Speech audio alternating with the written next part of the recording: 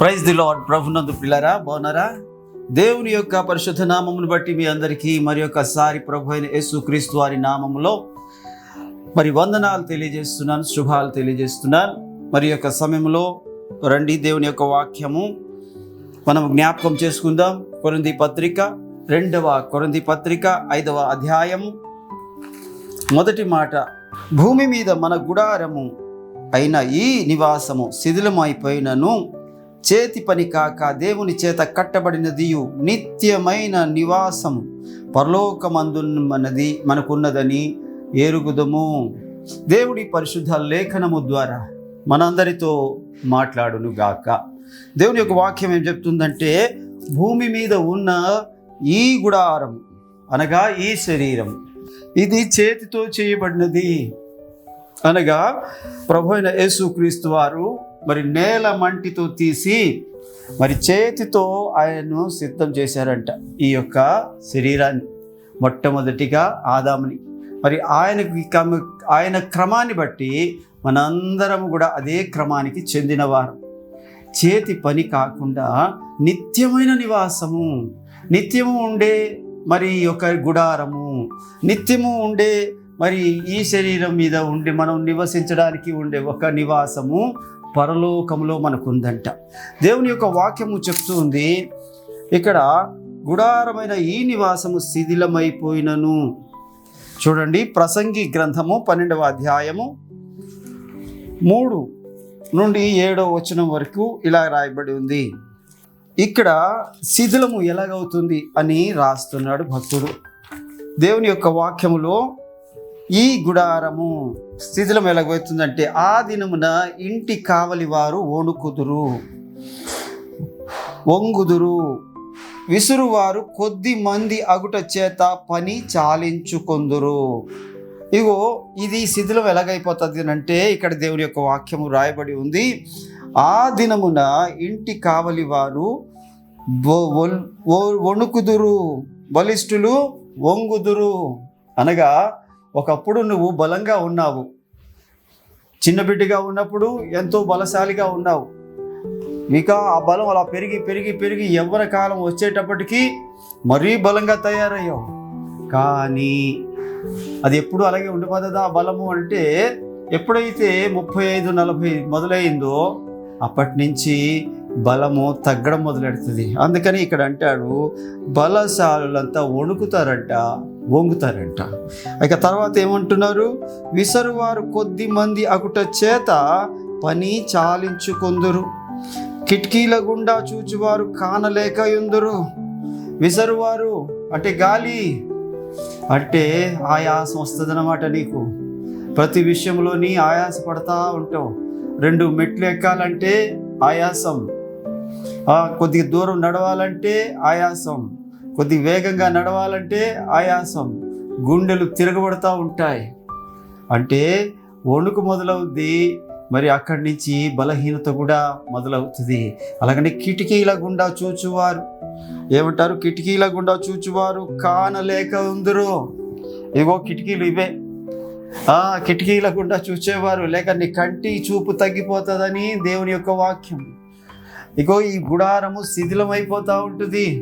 నీకు ఇచ్చిన ఈ గుడారము నిత్యమైన నివాసము కాదు, తాత్కాలిక నివాసము, అద్దె గృహము. ఇక్కడ దేవుని యొక్క వాక్యం చెప్తుంది, కిటికీల గుండా చూచువారు.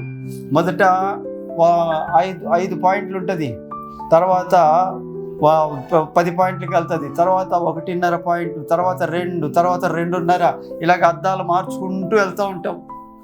చివరికి కనిపించనంత, ఆపరేషన్లు చేసినంత, ఆ తర్వాత కూడా నువ్వు సోడా బుడ్డి కలద్దాలు కూడా వేయాల్సి వస్తుంది. అనగా కంటి చూపు కూడా తగ్గుకుంటూ వెళ్ళిపోతుందని అర్థం.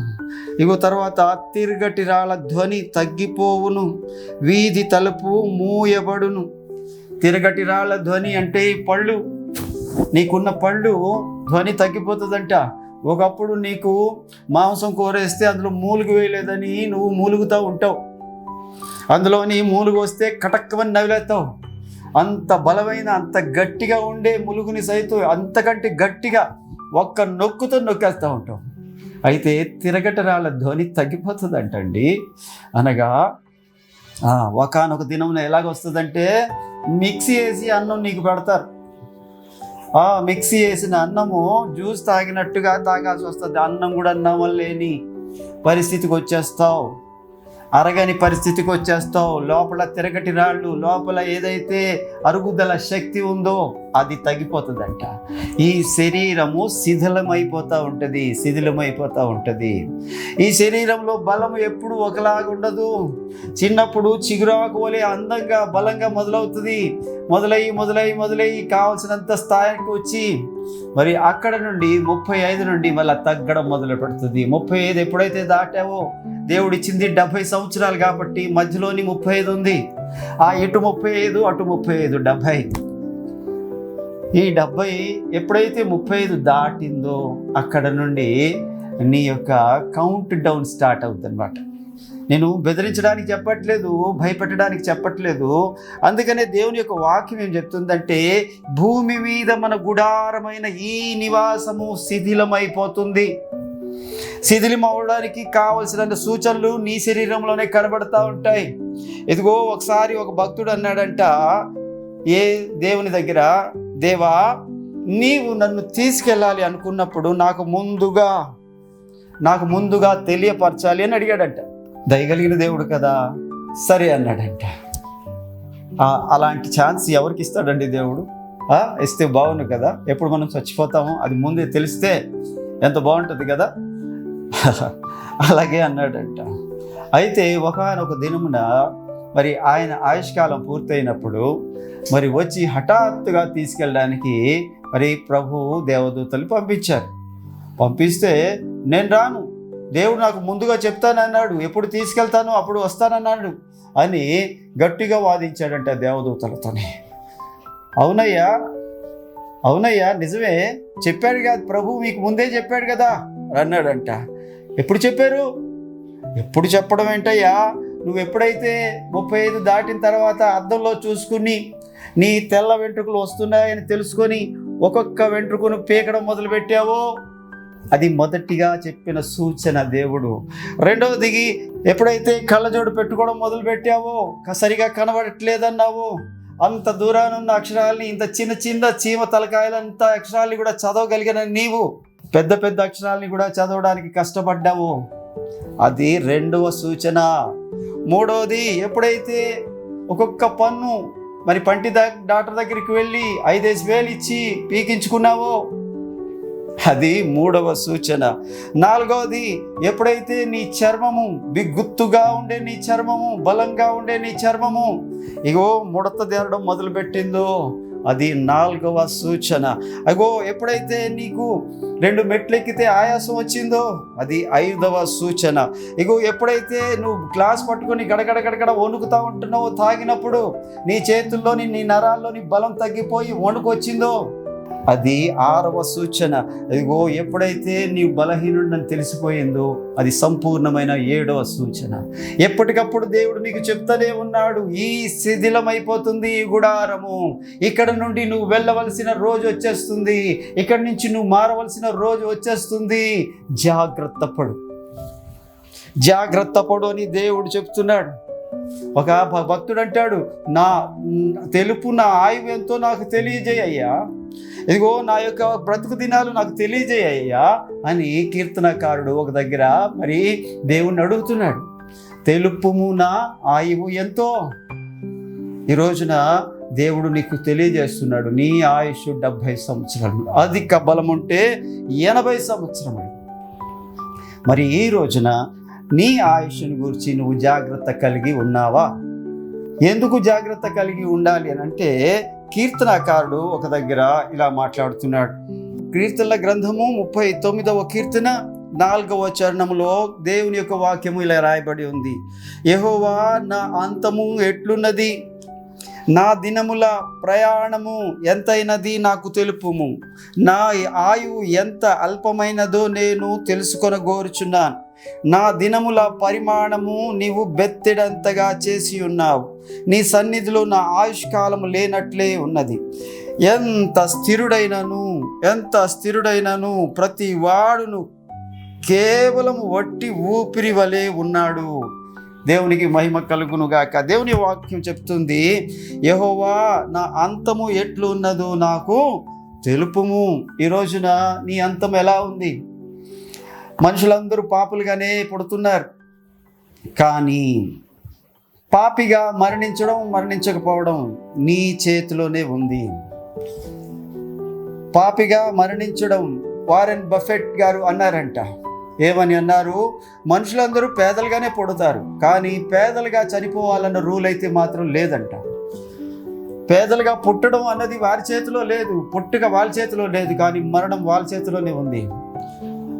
మరణించినప్పటికల్లా కావలసినంత వారి కుటుంబానికి, ఆయనకి అన్ని విధాలుగా కావలసినంత ధనం సంపాదించుకునే శక్తి దేవుడు ఆ మనిషిలోనే పెట్టాడంట.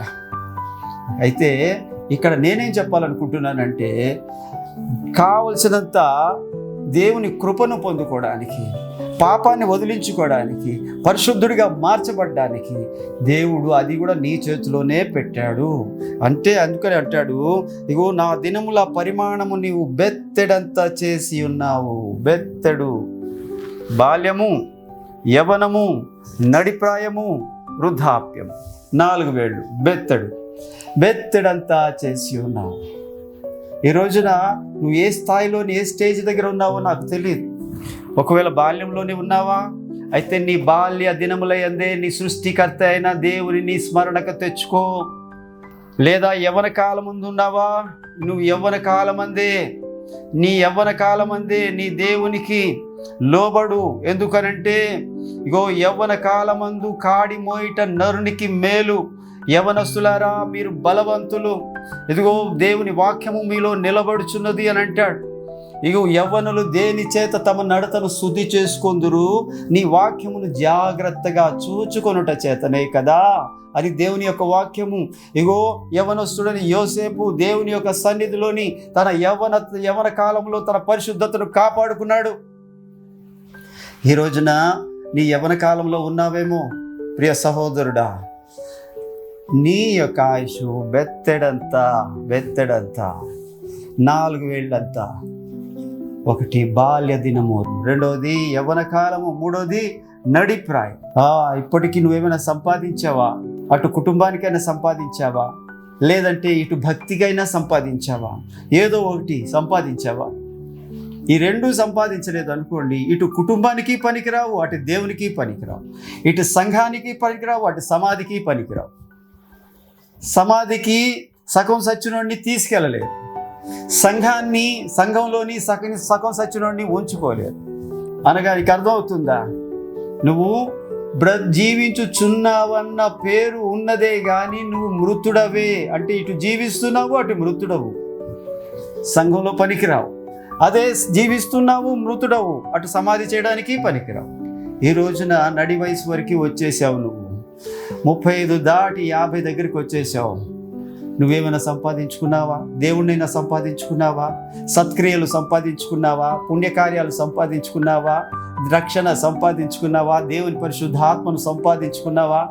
ఏం సంపాదించుకున్నావు?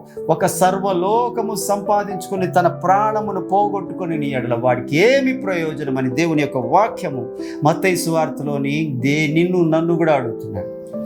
నీ సంపాదన ఏంటి? నడిప్రాయానికి వచ్చావు, ఇక వృద్ధుడు వచ్చావేమో, వృద్ధాప్యానికి వచ్చావేమో, 60 దాటిందేమో. ఇక నీ ప్రయాణం 10 సంవత్సరాలు లేక బతిక బలం ఉంటే 20 సంవత్సరాలు. దేవుడు అడుగుతున్నాడు, భూమి మీద మన గుడారమైన ఈ నివాసము శిథిలమైపోతుంది, అంచెలంచెలుగా శిథిలమవుతుంది. అయితే నువ్వేం సంపాదించుకున్నావు? నువ్వు సంపాదించుకున్న దానిని బట్టే నీ ప్రయాణం ఉంటుంది. రక్షణ సంపాదించుకున్నావా?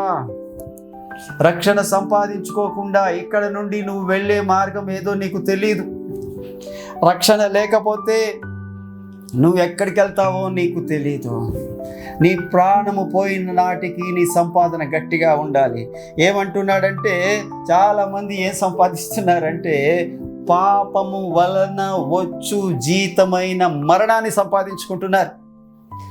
ఈ రోజున పాపం వల్ల వచ్చు జీతం మరణమని రోమా పత్రిక 6వ అధ్యాయము 23వ వచనంలో ప్రభు యొక్క వాక్యం చెప్తుంది. ఈ రోజున నువ్వేం సంపాదించుకొని తీసుకెళ్తున్నావు? ఈ శరీరము, ఈ దేహము, ఈ గుడారము అద్దె కొంప. నువ్వు ఇక్కడ ఉంటాను అన్నా సరే ఉండనివ్వరు, తీసేస్తారు నిన్ను అందులో నుంచి దేవుని దూతలు. ఒకవేళ ఈ శరీరాన్ని నీ యొక్క కుటుంబానికి అప్పచెప్తారంటే వాళ్ళు కూడా ఉంచుకోరు, తీసుకెళ్ళి సమాధికి అప్పచెప్తారు. ఇది శిథిలమైపోయేది. ఇది ఖాళీ చేయాల్సిన రోజులు దగ్గరగా వస్తున్నాయి. మరి ఈ రోజున దేవుడు నీతో మాట్లాడుతున్నాడు. పాపము వలన వచ్చే జీతాన్ని మాత్రమే సంపాదించుకుంటే నువ్వు చాలా ప్రమాద స్థితిలో ఉన్నావని ఈ వాక్యము ద్వారా దేవుడు నిన్ను హెచ్చరిస్తున్నాడు నా ద్వారా. ఇదిగో దేవుని యొక్క వాక్యము చెప్తుంది, మరణము తప్పించుట యెహోవా వశమంట. ఆయన ఒక్కడే మరణాన్ని తప్పించగలిగిన దేవుడు. మరణము అంటే ఈ భౌతికమైన మరణం మాత్రమే కాదు, ఇంకొక మరణం ఉంది. దాని పేరు రెండవ మరణం. అనగా దేవుని నుండి ఎడబాటు, దేవునికి దూరం అయిపోవడం. దేవునికి దూరం అయిపోయి ఎక్కడికి వెళ్తావు అని అంటే, పోనీ క్షేమకరమైన స్థలానికి ఉంటావా అంటే అలాగా కూడా కాదు. ఎక్కడికి వెళ్తావు అంటే నిత్య నాశనానికి వెళ్తావు. అందుకనే ప్రభు అయిన యేసుక్రీస్తు వారు నశించిన దానిని వెదకి రక్షించడానికి ఈ లోకానికి వచ్చారు. ఈ లోకానికి వచ్చి నిన్ను వెతికి వెతికి వెతికి రక్షించాలని ప్రయత్నం చేస్తున్నారు. కానీ నువ్వు కావాలని తప్పించుకొని తిరుగుతున్నావు. దేవుని యొక్క వాక్యము చెప్తుంది, ఇదిగో దేవుని దగ్గరికి నువ్వు రా, దేవుని దగ్గరికి నువ్వు రా. ఇప్పటివరకు నువ్వేమీ సంపాదించుకోకపోయినా పర్వాలేదు, కానీ యేసుక్రీస్తు ప్రభువుని సంపాదించుకో, యేసయ్యను సంపాదించుకో. మొదటిగా ఆయన రక్షణను సంపాదించుకో. రక్షణ ఏం చేస్తుందంటే ఈ గుడారాన్ని చేతి పని కాక దేవునిచ్చే కట్టబడిన ఇంకొక గుడారం ఉంది పరలోకంలో మనకి. ఆ గుడారముని మీద దేవుడు ధరింపచేస్తాడు, నీకు అది ధరింపచేస్తాడు. ఆ గుడారం పేరు అక్షయ శరీరం, ఆ గుడారం పేరు మహిమ శరీరం. అది నీవు ధరించుకుంటావు.